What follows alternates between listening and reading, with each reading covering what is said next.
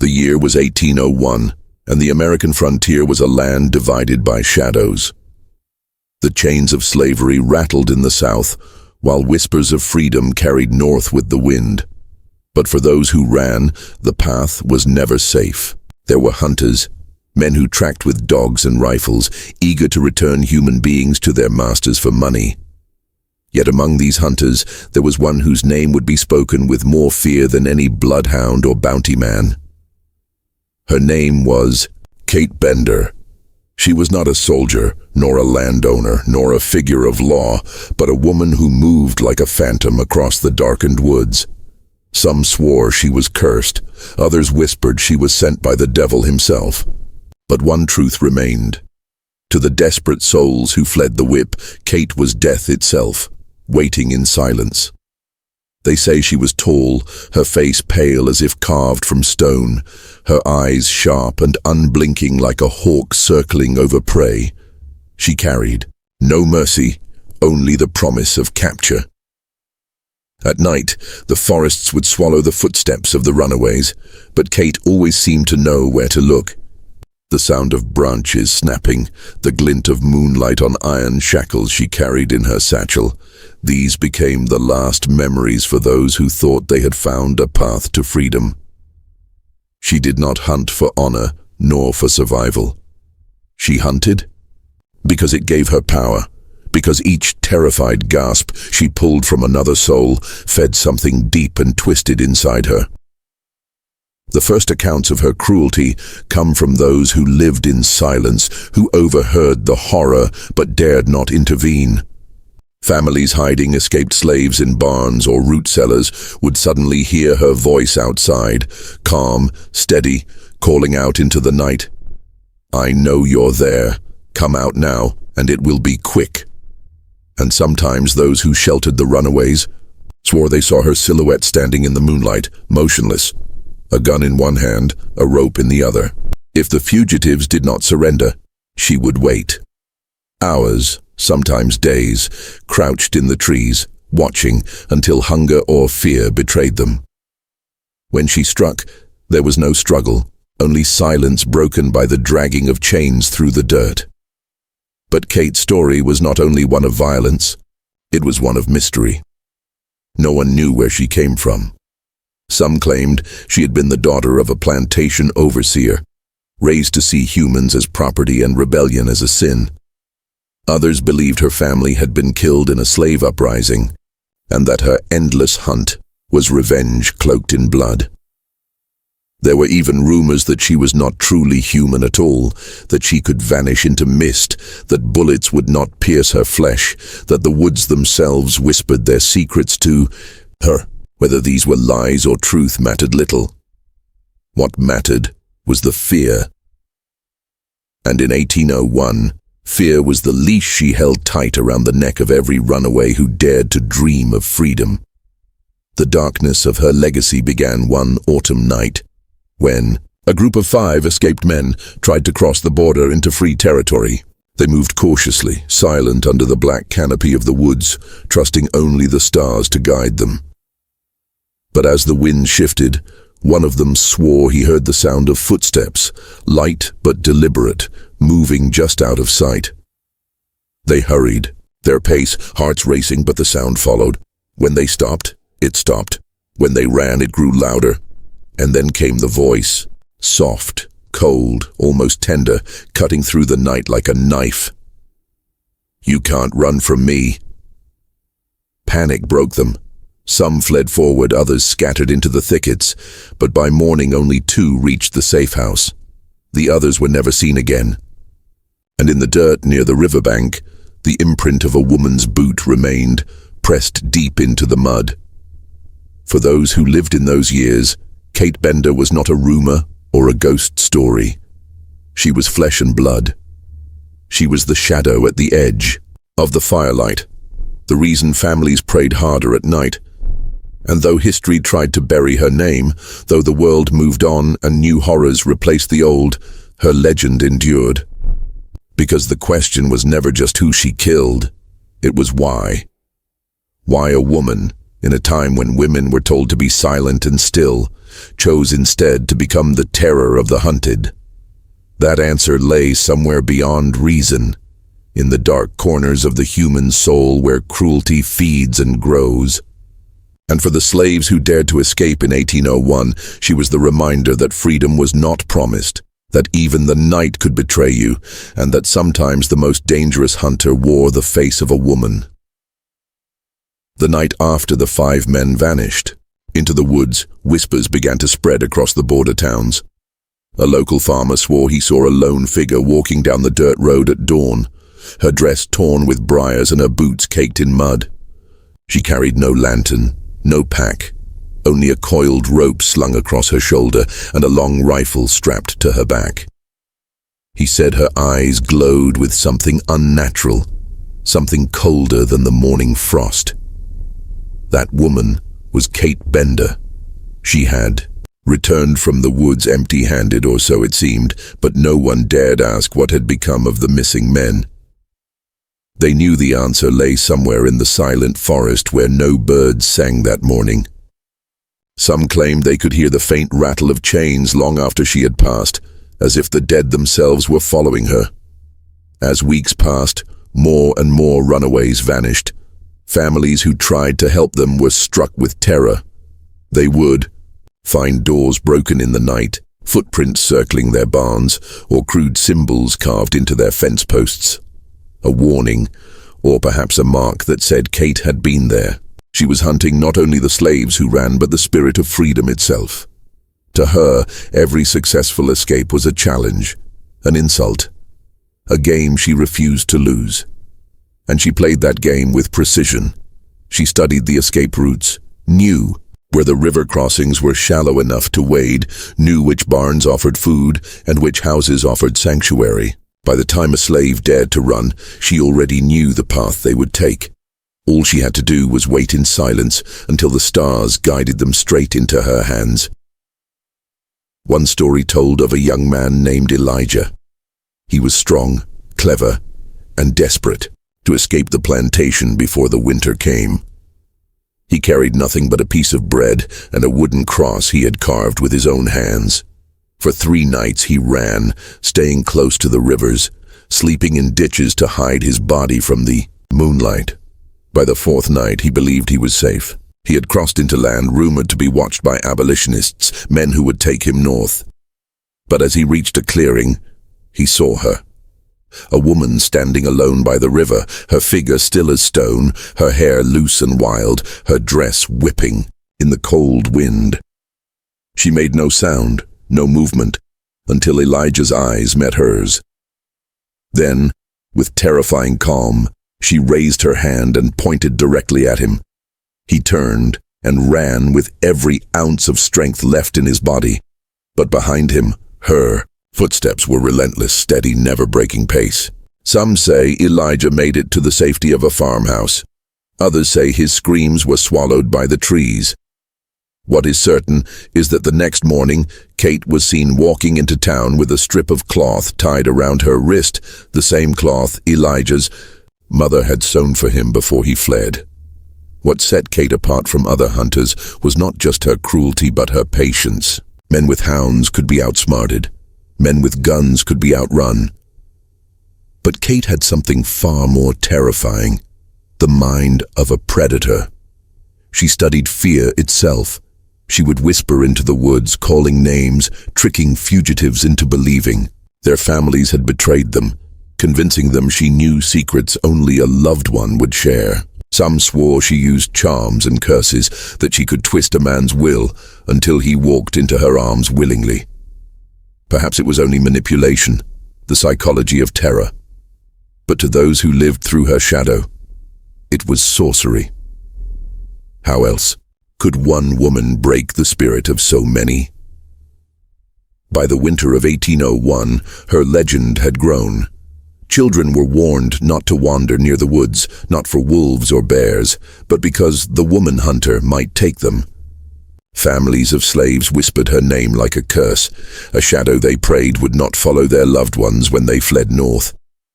Even among the white men who employed her, there was unease. She was valuable. Yes, every captured body meant payment. But there was something in her eyes, something that unsettled even those who profited from her blood work. They began to ask themselves, did she hunt for money or for something darker? Because the way she looked at her prey, the way she seemed to savor the chase, was not that of a mercenary. It was the hunger of a predator who enjoyed the kill. There are tales that in her small cabin on the edge of the frontier, she kept tokens from those she captured. Locks of hair, scraps of clothing, pieces of rope worn smooth from struggling wrists. Some say she sat at night by the fire, stroking these trophies, whispering to them as if they still lived. Others swore they heard laughter drifting from her home, a laughter that chilled the blood, the sound of a woman who had found delight in cruelty. These were not the acts of someone bound by duty. They were the rituals of obsession, proof that she hunted not only bodies, but souls. Yet even in her reign of terror, cracks began to show. A few slaves escaped her grasp, slipping through her traps and surviving to tell their stories. One man, Jacob, spoke years later of how he had outwitted her. He described her movements, how she circled her prey like a wolf, waiting for weakness. He said she never rushed, never panicked, and that was what made her terrifying. But Jacob had something she did not expect, a refusal to fear. He said he looked her in the eyes, saw the hunger there, and instead of running, he walked straight toward her, whispering prayers. For the first time, she hesitated, just a moment, but enough for him to slip past her into the darkness. That hesitation haunted him for the rest of his life, for he knew that if he had faltered, he would have been another forgotten soul, swallowed by her silence. Kate's story was spreading far beyond the frontier now. Abolitionists whispered of her with dread, slave hunters spoke her name with grudging respect, and the runaway slaves carried her shadow in their nightmares. But still, no one truly knew who she was. Was she born into cruelty, or had she chosen it? Was she simply a woman who found power in a world that denied women everything? Or was she something more, something broken, something wicked, something inhuman? These questions lingered like smoke, impossible to hold, but heavy enough to choke the air. And as winter deepened and snow fell across the fields like a shroud, one truth became clear. Kate Bender was not finished. Her hunt was only beginning, and the woods of America in 1801 would echo with her name for years to come. The snow fell heavy that winter, smothering the earth in silence. The fields lay buried and the rivers turned to glass beneath the cold. For most, the season meant shelter, huddled fires, and the long wait for spring. But for those desperate enough to escape, the snow was a cruel test. Tracks could no longer be hidden. Breath rose in clouds that betrayed their hiding places. Every step through the frozen woods was a beacon for those who hunted. And in that season, no hunter was more feared than Kate Bender. The cold did not slow her. She moved with the patience of death itself, her boots crunching through the snow, her rifle gleaming under the pale moonlight. To those who fled, she was not a woman, but a shadow gliding across the frozen earth, tireless, inevitable. There was a boy, barely 16, who would become the center of her winter pursuit. His name was Samuel, the son of a slave woman who had begged him to flee before he was sold deeper south. With nothing but a worn blanket and the memory of his mother's trembling hands pressed to his face, he fled into the snow. For days he walked, hunger gnawing at his stomach, frost biting his fingers until they cracked and bled. Yet he clung to hope, the thought that perhaps somewhere north, there was a place where chains could never reach him. That hope carried him, even as his legs buckled with weakness. But what he did not know was that Kate had already found his trail. She had seen the drops of blood staining the snow, the faint imprint of his boots. To her, it was not a tragedy, but an invitation. She followed silently, her breath steady, her eyes unblinking, the thrill of the chase warming her like fire. Samuel's journey became a nightmare of echoes. At first, he thought the sound behind him was only the creak of the frozen branches, the groan of ice beneath the river.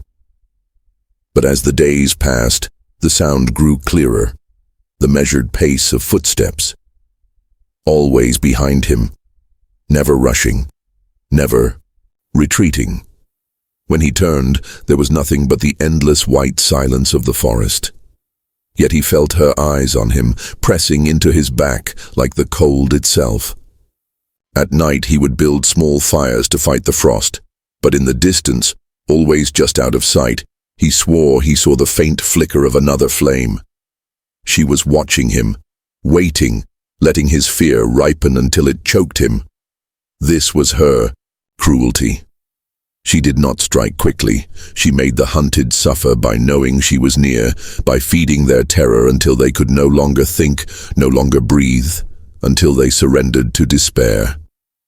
On the fifth night, Samuel stumbled into a cabin abandoned by settlers. The roof sagged with snow, and the windows were shattered by the wind, but to him it was a sanctuary. He crawled inside, huddled in the corner, and prayed for strength. His lips cracked as he whispered, begging God to carry him through the storm. But outside, the snow whispered a different prayer. The sound of boots crushing through the ice approached, slowly, deliberately. The door creaked, and in the dim glow of the fire, a shadow stretched across the floorboards. Samuel froze, clutching his blanket tight, his heart beating louder than the wind. Then came her voice, soft, cold, and sharp as a blade. "You've run far enough, boy." Terror rooted him to the floor, but something deeper stirred inside him. He thought of his mother, of her tears, of the chains that had bound her arms. He thought of the promise he had made to her, that he would be free, no matter the cost. And so, when the door pushed open and Kate's figure filled the frame, he did not beg, he did not scream. Instead, with trembling hands, he gripped the half-broken chair beside him and swung with all the strength left in his frozen body. The wood splintered across her arm, knocking the rifle from her grasp. For a moment, the predator faltered. Kate staggered back, her eyes flashing with fury, and Samuel ran into the storm, his feet sinking deep into the snow. Behind him, her laughter rang out, low, mocking, the sound of a woman who had not lost, but had merely begun her game. The chase dragged on for hours, a brutal dance across the frozen wilderness. Samuel ran until his lungs burned, until the blood in his veins felt like fire. But no matter how far he pushed, the sound of her boots never left him. She did not rush, she followed, and that was worse than any bullet. She wanted him broken, crawling, begging for mercy. She wanted to feel his hope die before his body did. Yet Samuel's spirit was fierce. Each time he stumbled, he rose again. Each time her shadow loomed closer, he forced himself to move. For the first time in her hunting, Kate felt resistance, not of the body but of the will. This was no ordinary prey. This was a soul unwilling to surrender, even to death. By dawn, Samuel reached the frozen river. The ice cracked beneath his steps, threatening to swallow him whole. But he pressed on, his body collapsing from exhaustion. Kate followed to the edge, her rifle back in her hands, her breath misting in the morning light. She could have ended it then. One shot, one pull of the trigger, and his story would be over. But she didn't fire. She lowered the weapon and watched as he crawled across the ice. A twisted smile touched her lips. She wanted to see if he would make it, if his desperate will could defy her shadow.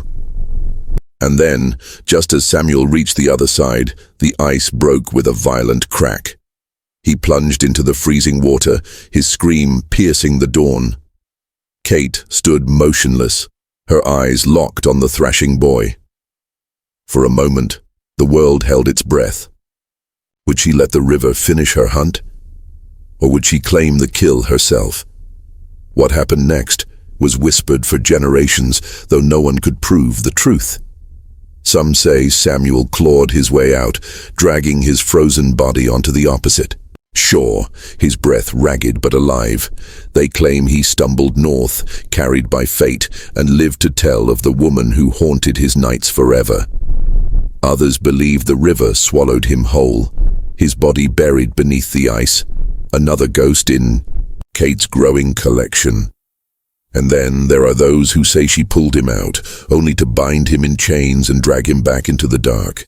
Whichever story is true, the name Samuel became another echo in her legend. A boy who dared to defy her, and in doing so, proved that even in the face of relentless evil, hope could burn bright enough to challenge the night. But Kate's hunger did not fade. If anything, the chase with Samuel made her stronger. She craved the struggle, the resistance, the thrill of breaking not just bodies, but spirits. And so, as the winter deepened, she walked again into the woods, her rifle on her back, her rope coiled at her side, and the shadows seemed to bend around her. For every runaway, for every trembling soul who dared to dream of freedom, there was one truth waiting in the snow. Kate Bender was coming, and she would not stop until every cry for liberty was silenced beneath her boots. The thaw came slowly that year.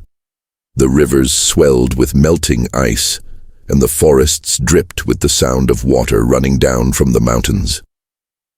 For many, it was a season of relief, a sign that survival had carried them through the brutal winter. But for those who lived in the shadow of slavery, spring was not a season of hope. It was a season of movement. More runaways chose to flee when the ground softened and the nights grew longer, believing the warmer weather would grant them mercy. Yet they were wrong, because Kate Bender thrived in the thaw. The melting snow left footprints clear as ink on parchment, and the damp air carried every sound. To her, spring was not life, it was opportunity. She was seen once at the edge of a small village, her figure cloaked in mist, rising from the wet earth.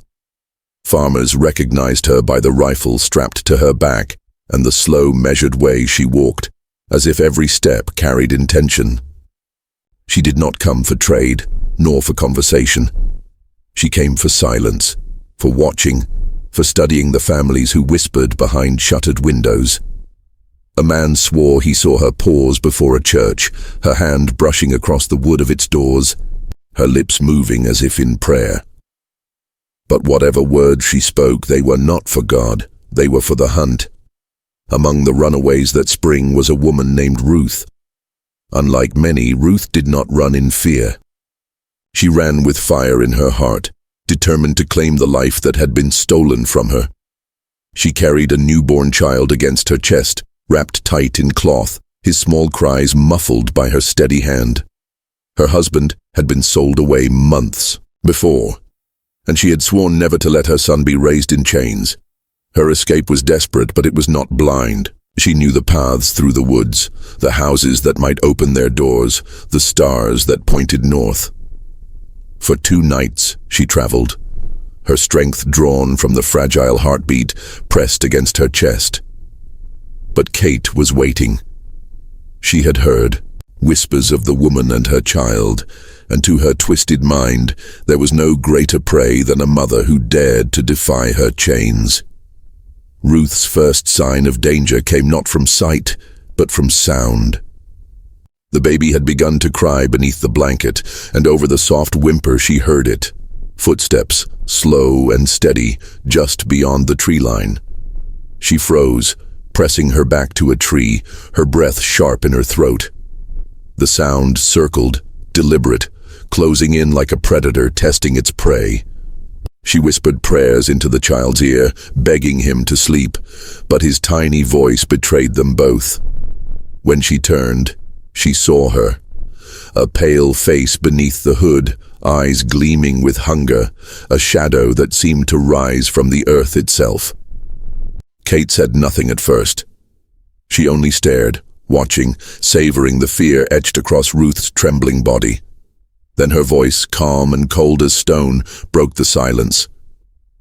"Leave the child and I may let you live." Ruth's heart thundered, her arms tightening around the baby. To abandon him was unthinkable. She shook her head, tears streaking her dirt-stained face, and turned to run. The forest exploded with movement, the snap of branches, the crunch of boots, the hiss of breath as Kate gave chase. Ruth ran with a desperation born of love, weaving through the trees, stumbling across streams, never letting go of the tiny bundle she clutched to her chest. But Kate was tireless. She did not rush, she did not stumble. She followed with the patience of death itself, every step bringing her closer, every moment feeding the terror she craved. Hours passed, the chase dragging through the night. Ruth's legs burned, her lungs screamed, but still she ran. At last, she found a cabin with smoke rising from its chimney. She pounded on the door, crying for help, and a family pulled her inside, slamming the shutters closed, whispering prayers as if the devil himself stood outside. They fed her, gave her water, soothed the child, but when the candlelight flickered across the window, they saw her. Kate stood at the edge of the yard, motionless, her eyes locked on the cabin. She did not approach. She did not leave. She waited, her presence pressing into the walls like a curse. The family dared not step outside. They sat in silence as the hours crawled by, listening to the faint sound of boots pacing slowly in the dirt. By morning she was gone. Ruth believed she had escaped, that mercy had carried her through the night. But when she stepped outside, she saw the earth marked by deep footprints circling the house again and again, a silent reminder that Kate had chosen not to strike, but she would return. And she did. Days later, when Ruth attempted to cross the river, Kate appeared once more, her rifle raised, her shadow stretching long across the water. Ruth screamed, clutching her baby, but this time she did not run. She stood tall, her voice breaking as she shouted, "You will not take him from me." Her defiance seemed to amuse Kate. She lowered the gun, tilted her head, and whispered words no one else could hear. Then, as suddenly as she had appeared, she melted back into the trees. What happened after remains tangled in rumor. Some say Ruth reached freedom, her child growing into a man who carried his mother's courage in his heart. Others say they vanished, swallowed by the woods, another offering to the woman hunter. But the truth mattered little to those who heard the tale. What mattered was the fear it spread, the reminder that Kate Bender was everywhere and nowhere, a phantom stalking both the strong and the weak, mothers and children alike. Her cruelty was not always in the kill. Sometimes it was in the waiting, in the terror she left behind, in the nights when families lay awake certain she was outside their door. To them, she was more than flesh and blood. She was the embodiment of despair, the voice that whispered in the dark that freedom was an illusion. And yet, in that very despair, seeds of resistance grew. For every life she claimed, there were others who vowed never to break, never to surrender. She was a hunter, yes, but even hunters cannot kill the fire of hope. And though her shadow loomed, across the spring of 1801, there were those who believed that one day, even the woman who hunted the hunted would meet her end. The rains came heavy after the thaw, turning the dirt roads into rivers of mud and filling the forests with a damp, suffocating mist. The air carried the smell of rot and wet earth, and the trees dripped with endless tears of water. For most travelers, it was a time to stay indoors, to wait for the storms to pass. But for those fleeing slavery, there was no waiting. Rain meant cover, the sound of thunder masking footsteps, the fog hiding the desperate from the eyes of patrols. Many believed it was the perfect time to run. They did not understand that Kate Bender thrived in the storm, while others sought shelter. She walked the flooded trails with steady steps, her senses sharpened by the veil of mist. The thunder did not frighten her. The lightning only lit her path. To the hunted, the storm was protection. To Kate, it was a weapon. There were whispers of a small group that fled together that spring, 3 men and a woman bound by the same dream of freedom. They moved like shadows through the downpour, their bodies soaked, their eyes burning with determination. They carried nothing but scraps of food wrapped in cloth and the will to keep moving north. For 2 nights they trudged through the mud, their whispers drowned by the roar of the storm. But on the 3rd night, they saw her. At first, it was only a silhouette, blurred by the rain, standing on the ridge above them. Lightning split the sky, and for a heartbeat, her figure was clear. A woman, tall and still, a rifle slung across her back, her eyes fixed on them with inhuman calm. The storm swallowed her again, but the terror remained. They ran harder, their feet sloshing through the mud, hearts pounding with the knowledge that she had found them. Behind them, they thought they heard the sound of boots striking the ground, slow and steady, never quick, never frantic. She did not need to rush. She knew the storm would do her work, wearing them down, stealing their strength until they could not fight. One by one they faltered. The woman collapsed first, her body trembling with exhaustion, her voice breaking as she begged the others to leave her behind. They refused, lifting her between them, but every step grew heavier. The rain blurred their vision. The mud pulled at their legs, and always, the shadow of Kate lingered behind them. When dawn came, they found an old barn at the edge of a field.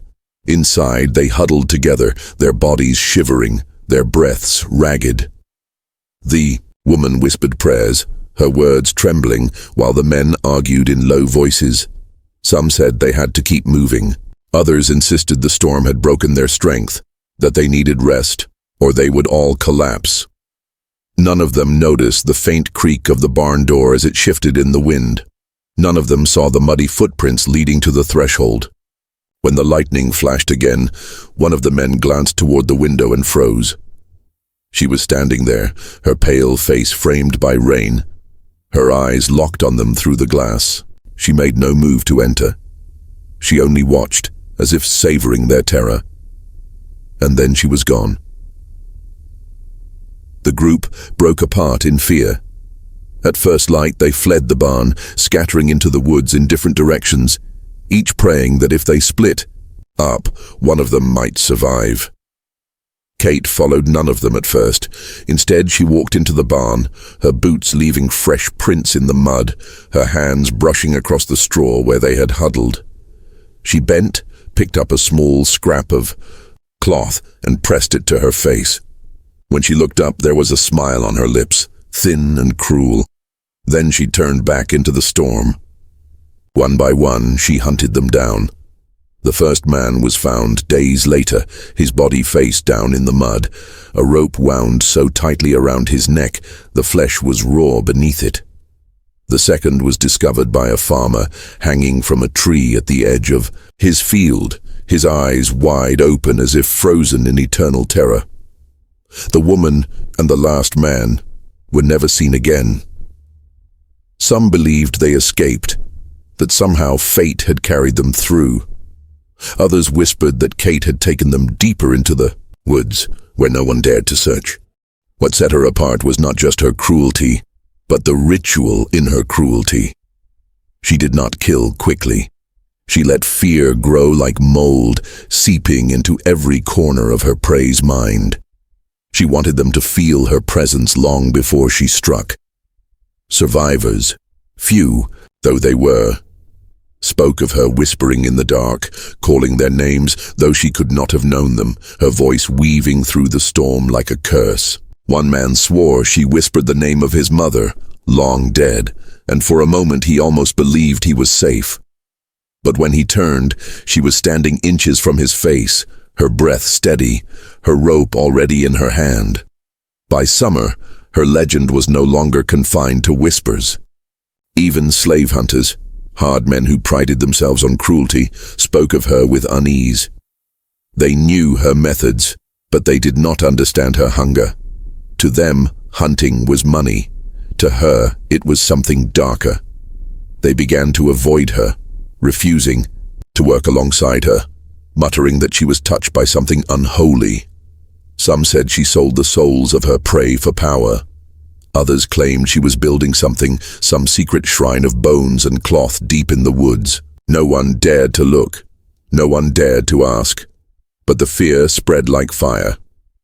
In towns across the frontier, her name became a warning. Children were told not to wander near the forests, lest the woman hunter take them. Escaped slaves spoke of her, in hushed tones, praying their feet would never cross her path. Even the free men, those who believed they were safe from her, found themselves glancing over their shoulders at night, wondering if the crunch of boots in the mud was only the storm, or if it was Kate Bender, watching, waiting. And still, she walked. Through rain and thunder, through mud and mist, her figure drifted like a spectre.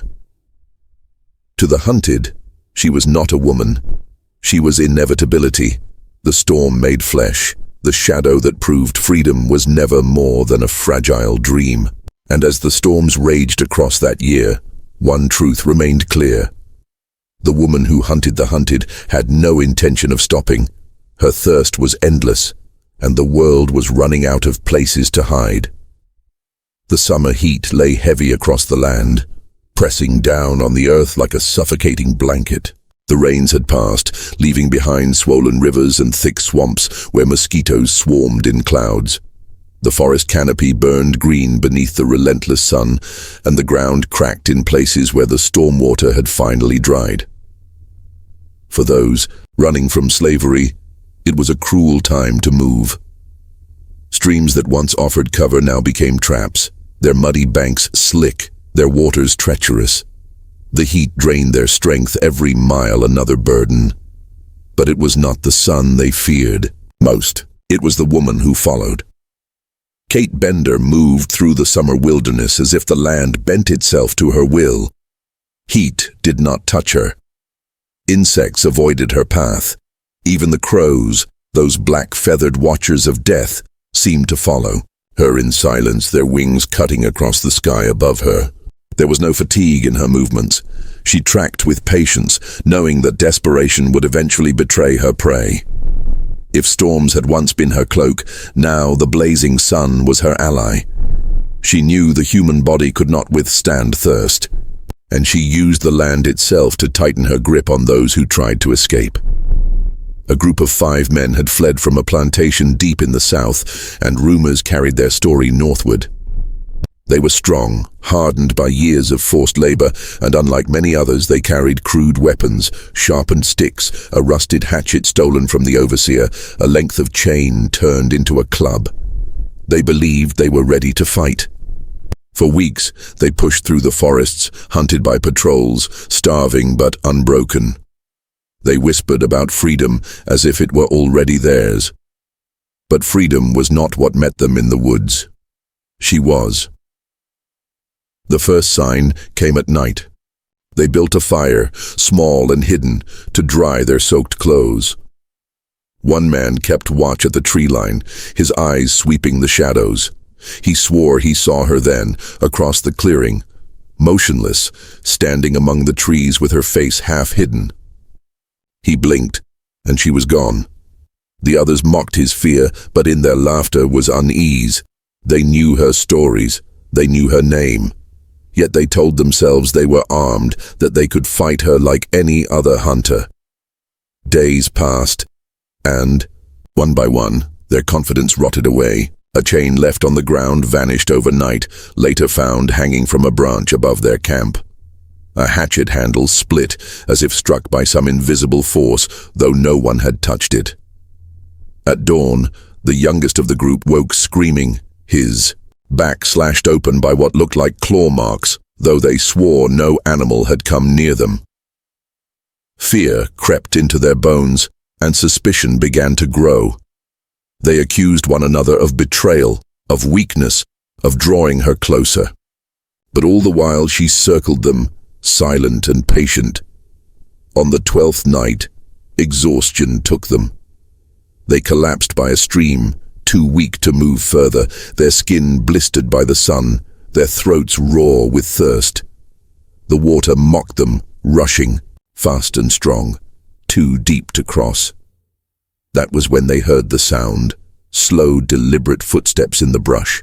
Not rushing, not frantic, calm, inevitable.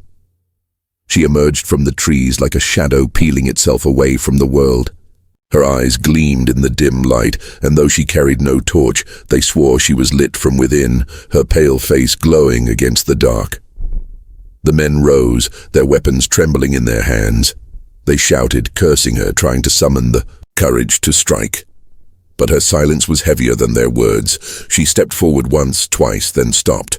Her hand brushed against the rope slung at her side, not as a threat, but as a promise. The youngest man broke first. He hurled his weapon aside and fled into the trees. The others called after him, but his screams echoed only moments later, cut short by the snapping of branches and a single choked cry. When the echoes faded, she was gone again, swallowed by the night. The remaining men did not sleep.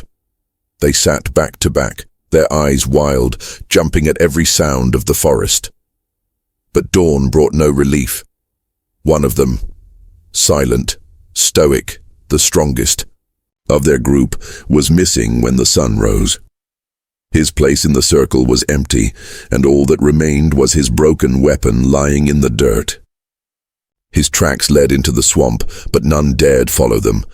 The swamp had taken him, or she had, perhaps both.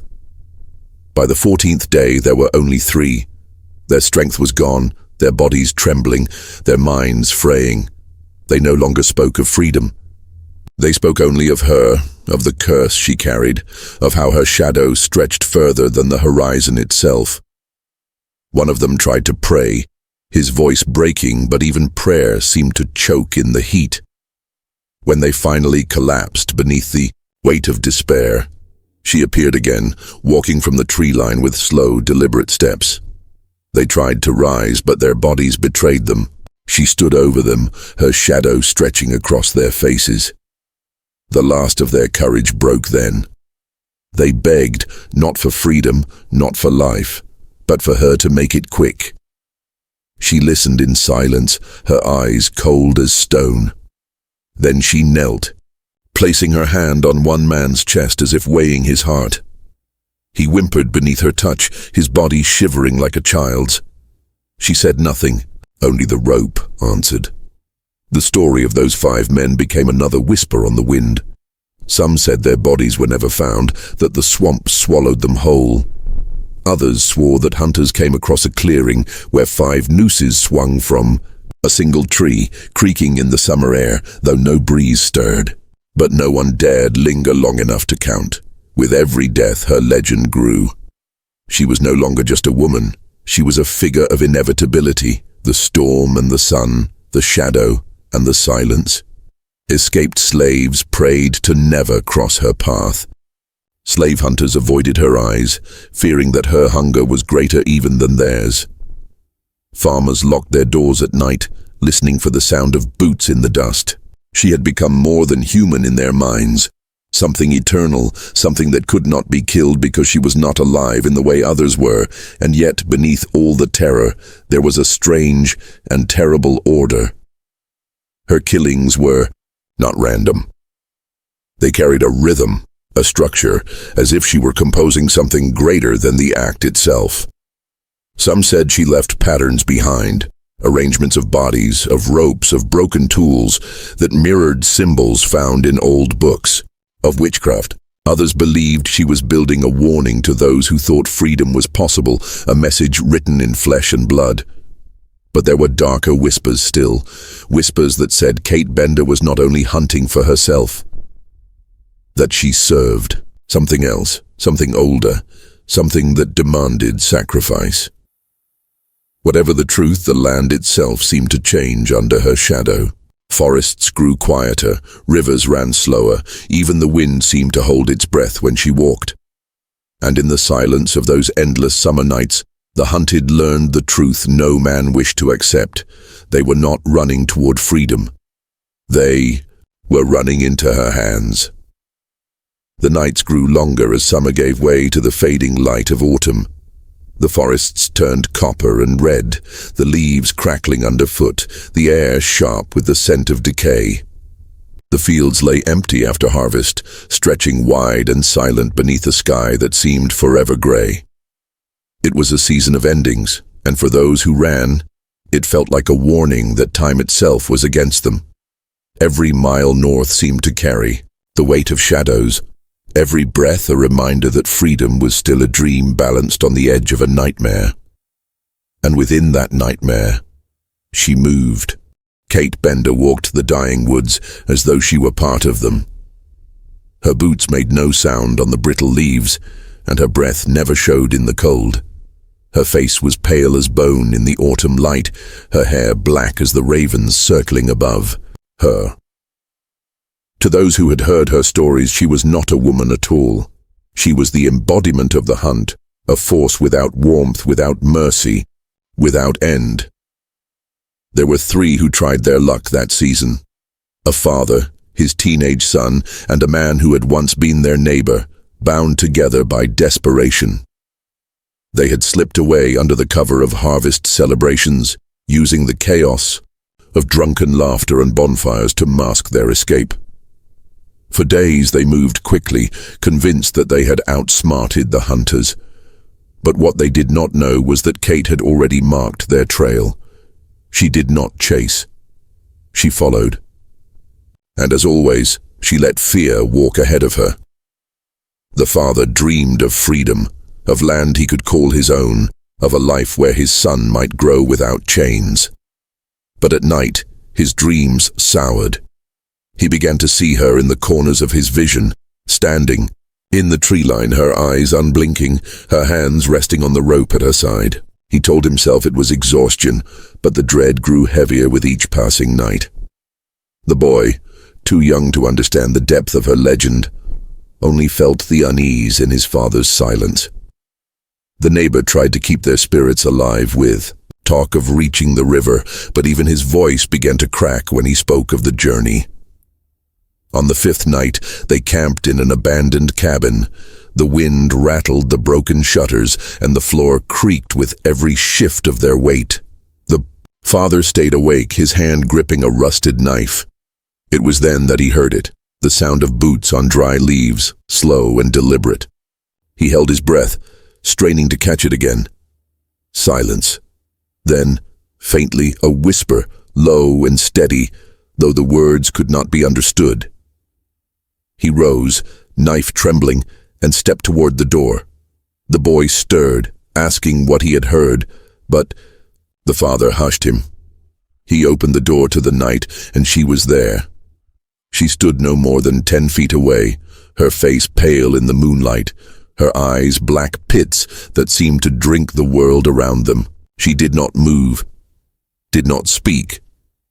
She only stared. He raised the knife, his hand shaking violently, but she did not flinch. The silence stretched until he could no longer bear it. He slammed the door shut, locking it as though the rotted wood could keep her out. When he turned, his neighbor's face was white as ash. The boy began to cry, and outside the sound of boots circled the cabin until dawn. When morning came, she was gone, but they knew she had not left. The neighbor insisted they leave at once, but the father hesitated. They were weak, hungry, and moving blindly into the woods could mean collapse. Still, they could not stay. They fled into the forest, their steps frantic, their eyes darting to every shadow. Hours passed. The boy lagged behind, his body trembling from exhaustion. When the father turned to help him, the boy's gaze was fixed on something behind them. He whispered her name, and then he screamed. The neighbor spun, swinging a branch like a weapon, but the woods were empty. No figure, no sound, only the rustle of leaves in the wind. They tried to reassure the boy, to tell him it was nothing. But when the father looked closer, he saw bruises forming around the boy's neck, as if an invisible rope had pressed there in the night. From then on, the boy would not walk without looking over his shoulder. He whispered constantly, begging his father not to leave him. his eyes darting at shapes that no one else could see. The neighbor grew angry, claiming the boy was cursed, that Kate had already chosen him. The father silenced him with fury, but in his heart he feared the man was right. 2 nights later, the boy vanished. The father woke to find him gone, his place in the leaves empty. He ran into the trees, calling his name, his voice breaking, but the only sound that answered was a crow's cry. The neighbor followed reluctantly until they found a clearing where the boy's shoes lay neatly side by side in the grass. There was no blood, no struggle, only a single rope dangling from a branch above, swaying gently though the air was still. The father fell to his knees, his cries echoing through the forest.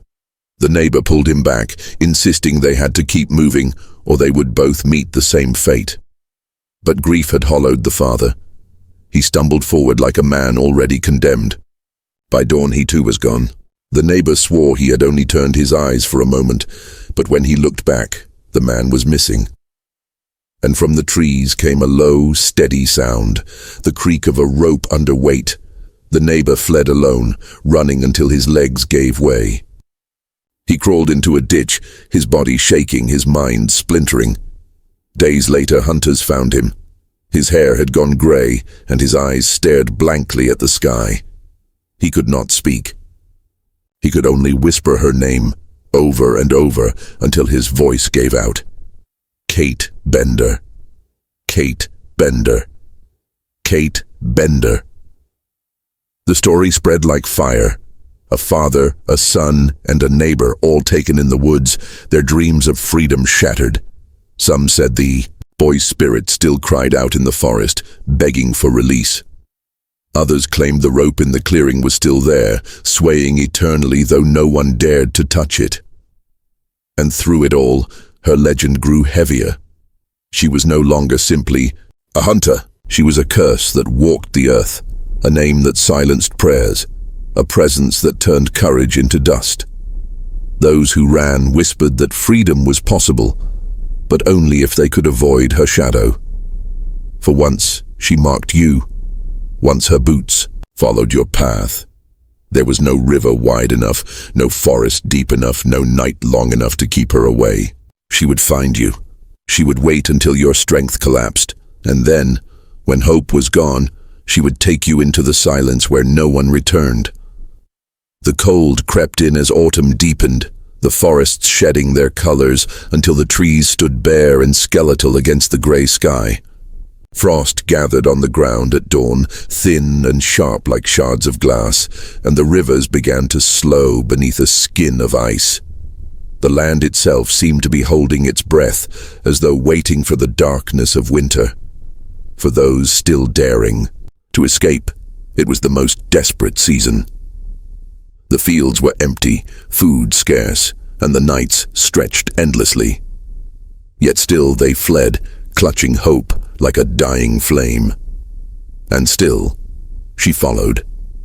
Kate Bender did not slow with the cold. She walked the frozen earth as though it had been made for her. Her breath never showed in the air. Her steps left marks where no frost returned.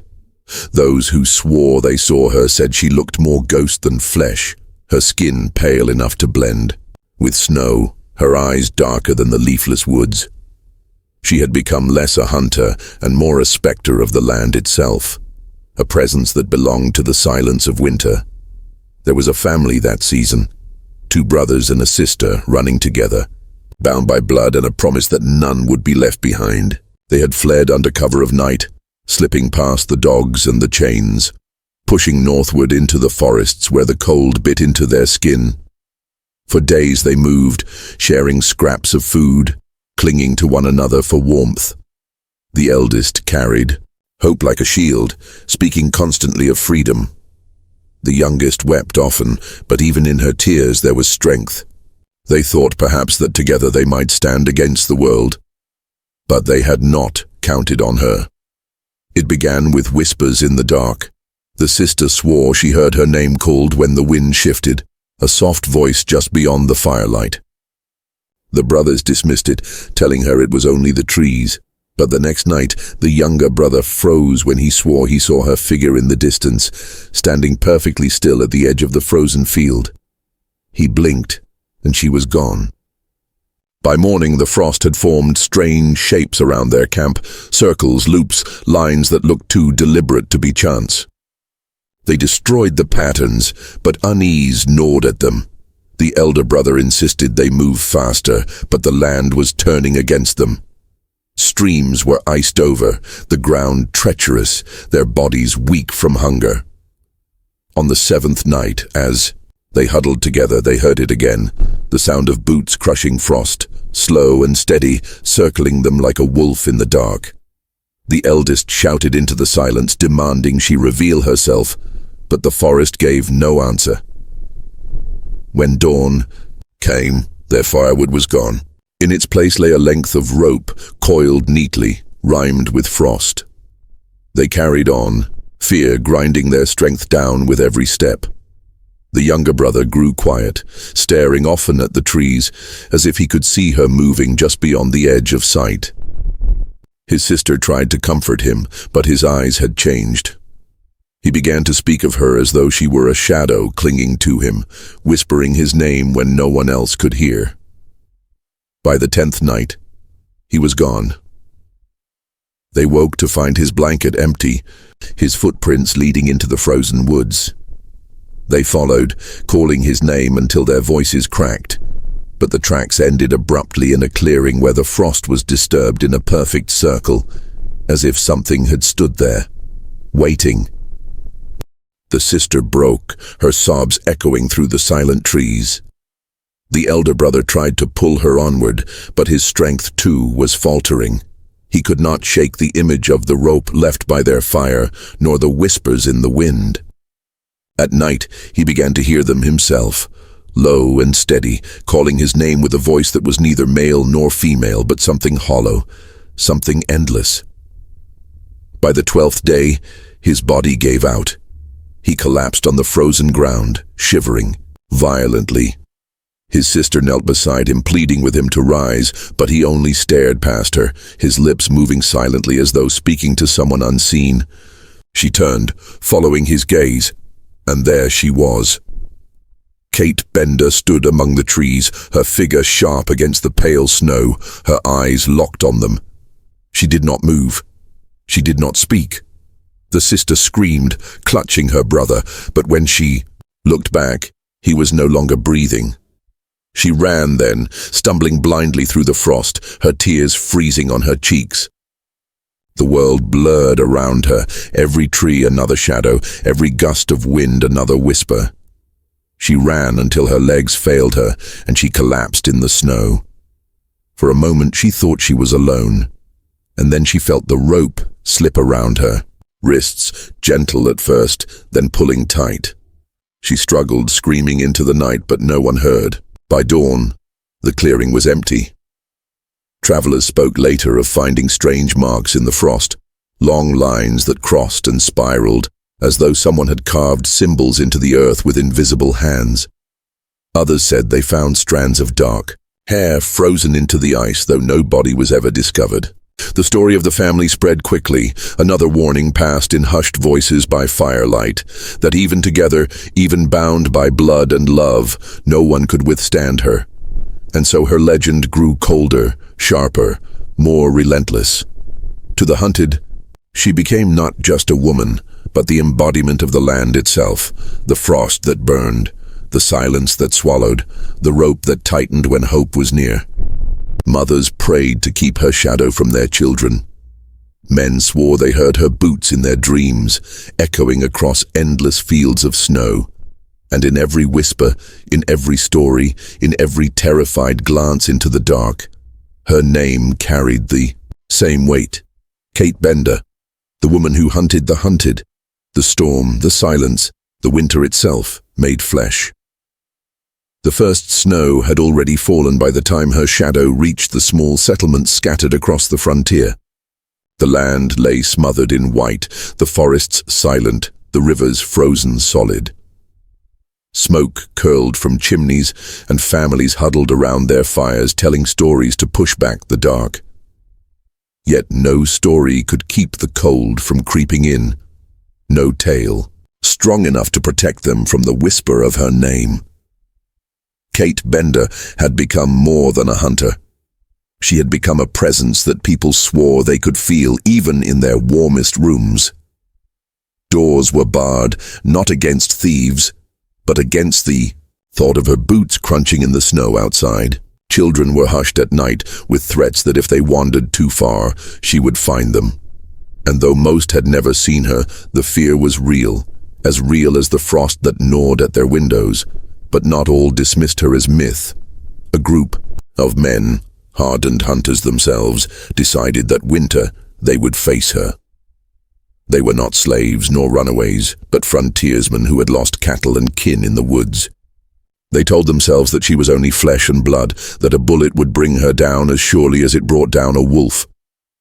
They spoke loudly in taverns of their plan, boasting that they would return with her head, proof that the stories were nothing more than superstition.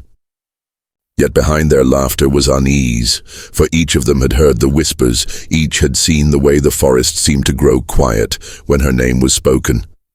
Armed with rifles and knives, they set out into the frozen woods.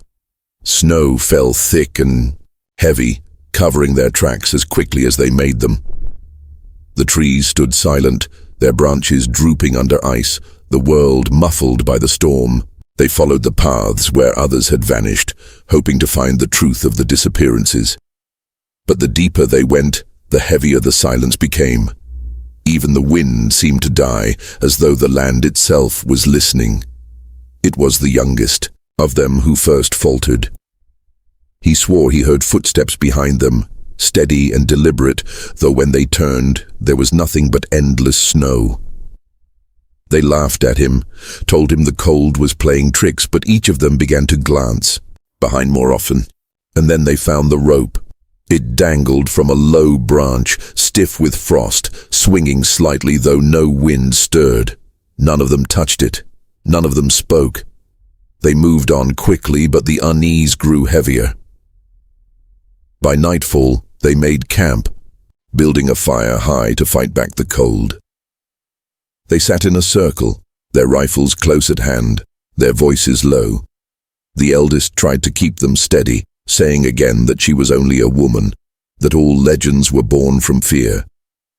But his words faltered when he saw it. The prints in the snow, not 20 feet away, circling their camp. Small, deliberate steps, pressed deep as if someone had stood there for hours, watching. They raised their rifles, scanning the trees. But the darkness gave nothing back. The youngest could not bear it. He shouted into the woods, demanding she show herself. His voice cracked, echoing through the night. The forest gave no reply. But when dawn came, his place in the circle was empty. His rifle lay in the snow, and his tracks led into the woods, ending abruptly in the frozen silence. They searched for him, calling until their voices were raw. But the only answer was the creak of something unseen in the branches above. The others pressed on, though fear had stripped their confidence. They no longer laughed, no longer boasted. They moved quickly, their eyes darting to every shadow. One by one, their strength frayed. The second man vanished as the sun fell, his screams ripping through the trees before silence returned. When the others rushed to where he had stood, they found nothing but a coil of rope half buried in the snow. By the third day, only two remained. Their faces were pale, their eyes hollow. They spoke little, save for whispers of prayers neither of them had uttered since boyhood. That night, as they sat close to their dwindling fire, they saw her. She stepped from the trees as though the forest itself had given her form, her pale skin glowing against the snow, her eyes darker than the night behind her. She did not rush them. She did not raise a hand. She only stood, her rope dangling at her side, the faintest curl of a smile on her lips. The eldest raised his rifle, his hands trembling so violently he could barely aim. He fired, the shot echoing like thunder. But when the smoke cleared, she was still there, untouched, her smile unbroken. Panic seized them. They fled into the storm, stumbling through the drifts, their breaths ragged, their bodies burning with cold. They ran until their legs gave way, until the snow swallowed them. Whole, none returned.